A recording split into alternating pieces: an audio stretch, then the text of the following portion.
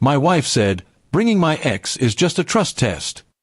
So I invited her ex's wife to judge the test. When Sarah told me she wanted to invite her ex, Dylan, to our anniversary dinner, I thought she was joking. She laughed when she saw my face and said, "Relax, Michael. It's just a trust test. Don't you trust me?" I forced a smile, but inside, my stomach twisted. After 8 years of marriage, I didn't expect her to measure our relationship through such a ridiculous idea. But instead of arguing, I decided to play along, just not in the way she expected. For the next few days, I pretended everything was fine. Sarah chatted excitedly about the dinner, acting as if nothing was unusual. She kept saying, "It'll prove that I can be around my ex and still love only you."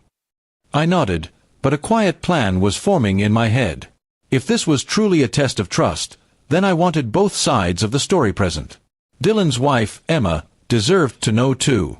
I found Emma on social media. She was polite and calm when I messaged her.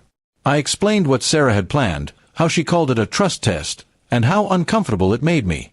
To my surprise, Emma chuckled and said, "That sounds exactly like something Dylan would agree to.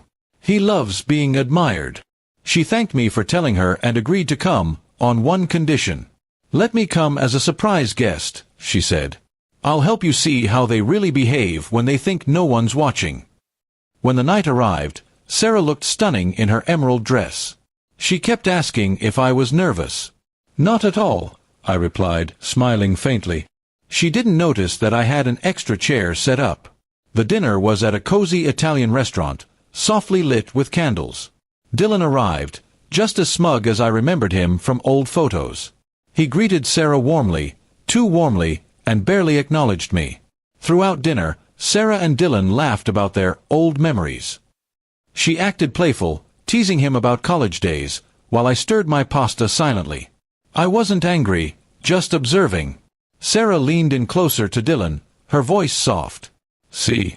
Totally harmless," she said to me. "You have nothing to worry about." Just then, the waiter escorted someone to our table. Sarah froze when she saw Emma walking toward us with a calm smile. Dylan's jaw dropped. "Evening," Emma greeted. "I heard there's a trust test happening tonight. Thought I'd help grade it." The silence that followed could have shattered glass. Sarah stammered, "Michael, what is this?" I leaned back and said, "If this is a trust test, it's only fair both sides get evaluated." Dylan's face turned red. Emma sat down beside him, crossing her arms. "Don't mind me," she said sweetly. "Continue your little reunion." The tension thickened. Sarah tried to recover her cheerful tone, but her voice trembled. "I didn't mean anything serious, it was just a light-hearted idea." Emma laughed softly. "Of course. Like that time Dylan told me he accidentally texted you last year, right?" Both Sarah and Dylan froze. That was news to me. "Texted her?" I asked quietly. Sarah turned pale. "It was nothing. Just a birthday message." Dylan looked away, mumbling something about old friends. Emma's eyes sparkled with disappointment. "You two never change," she said. "Always playing innocent when you're caught." The rest of the dinner was painfully awkward. Sarah kept glancing at me, trying to explain with her eyes. But the damage was done. The so-called trust test had turned into a confession without words. I paid the bill in silence while Sarah fidgeted, unable to meet my gaze. When we got home, she finally spoke. "I didn't mean to hurt you.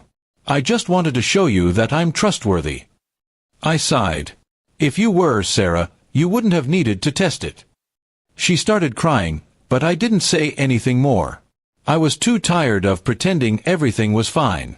The next day, Emma called to check on me.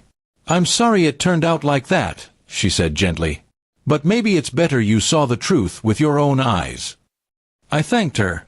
It wasn't her fault. She only revealed what was already broken beneath the surface. In the following weeks, Sarah tried to apologize repeatedly, but trust isn't rebuilt by words, it's rebuilt by time and actions. I told her I needed space. She moved in with her sister for a while, giving me time to breathe. For the first time in years, the house felt calm, though heavy with silence. Months later, Emma and I crossed paths again at a community event.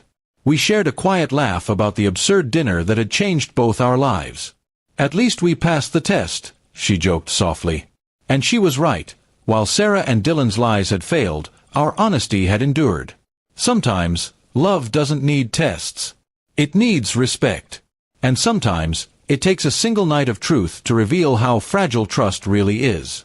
I didn't need Sarah's experiment to know that loyalty can't be proven, it can only be lived.